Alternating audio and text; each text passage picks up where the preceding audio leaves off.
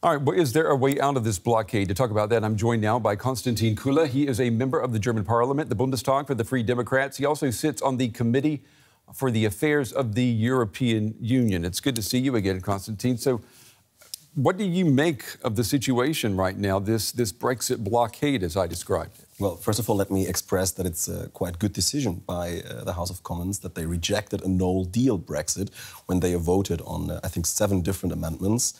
And it's a very important signal for the entire European Union that a no-deal Brexit is excluded by the British side. But that was an advisory amendment that they voted on, right? So it's not binding. The entire referendum was advisory. That's a good point as well. That's true. Is it in Germany's interest to see the UK leave the European Union with no deal? Absolutely not. It's not in the interest of Germany. It's not in the interest of the European Union. It's even dangerous. It would be disadvantageous for our economy, for the British economy, for citizens' rights. But I'm also sitting on the Committee of Interior Affairs, and we've been discussing a lot about the issue of security lately. Europol. I mean, I cannot imagine a situation in which we just stop collaborating with the United Kingdom on 1st of April when it comes to security, when it comes to exchanging data that allow us to catch terrorists. We have to go on doing this, and that's why we need a deal, but we need a deal based on what's been negotiated within the last 2 years. But when you see now, here you are, you're saying that, with the example of Europol, you're saying that we need the UK to remain as partnered with us as much as possible. So it's in everyone's interest for some deal to be negotiated. So then why not renegotiate the part about the Irish backstop? Why does it have to be all or nothing? Because the backstop is Plan B. I don't get why we're talking about Plan B all the time. If both sides agreed on the Brexit deal negotiated in the last 2 years, there would be a 2 years period, well, 21 months period, where everything would keep the same, would be kept the same.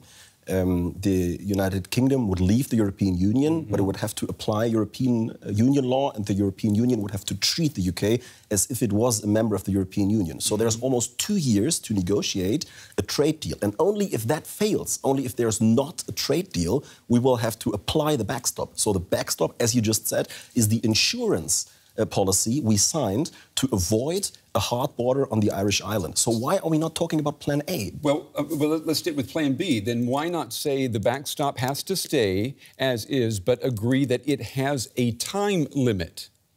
Because there has to be a trade agreement within the next 2 years. That's in the interest of the British side. It's in the interest of the European Union. Why are we not optimistic enough to negotiate it? I mean, that's been one of the most important arguments of those of the Brexiteers, of those advocating Brexit, was that they are able to negotiate a trade deal with the European Union. Let's do it then. Let's begin on 1st of April to negotiate the trade deal, and let's even do the following. Let's begin now to clarify what the terms of such trade deal would be. We have already been doing that in the political declaration. The second document also agreed in the last 2 years. We could clarify the terms of a trade agreement. It's just as Jean-Claude Juncker said, there's room for clarification. There's no room for further negotiation, but there's room for clarification. Clarification, okay. Yeah. So maybe then we're mincing words here a little bit, but what is the European Union going to be able to give Theresa May? Because she's going to come knocking on the door again this week. Yeah. And she has to have something to take back to Parliament. The European Union could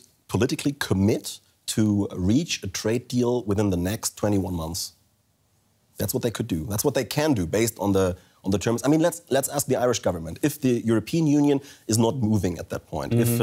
If now the game is on the European Union, let's just ask the Irish government, because the backstop is mostly about the Irish situation, about the question in Ireland. And even if even the Irish government says that the backstop cannot be renegotiated, let's ask them and let them determine the way of the European Union. And if they say there cannot be a negotiation of the backstop, I mean, let's begin with Plan A. What do they want when it comes to the trade deal? What is their plan in the next 21 months? I mean, there are so many smart people dealing with Brexit all the time for the last 2 years. And yet, let's start negotiating the... I mean, we haven't even begun. No, we haven't begun. I mean, the last 2 years, it seems, nothing has happened. A lot of people are saying.